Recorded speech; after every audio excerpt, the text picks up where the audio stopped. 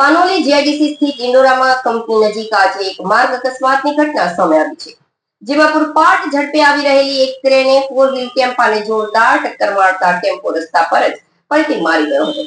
Crane ચાલકની બેફિકરાઈ અને ગફલત ભર્યા ડ્રાઇવિંગના કારણે આ અકસ્માત સર્જાયો હતો. જોકે સદનસીબે આ ઘટનામાં કોઈ જાનહાનિ કે ગંભીર ઈજા થવા પામી નથી. ઘટનાની મળતી માહિતી મુજબ પાનોલી જીઆઈડીસીના ઇન્ડોરામાં કંપની પાસેના માર્ગ પરથી પસાર થઈ રહેલા ફોર વ્હીલર ટેમ્પોને સામેથી આવતી ક્રેનના આગળના ભાગે રહેલા હુક સાથે અકસ્માત નડ્યો હતો. ટક્કર એટલી તીવ્ર હતી કે ટેમ્પો ચાલક કંઈ સમજે તે પહેલા જ ટેમ્પો પલટી મારી ગયો હતો. અકસ્માત થતાં જ આસપાસના લોકો એકઠા થઈ ગયા હતા.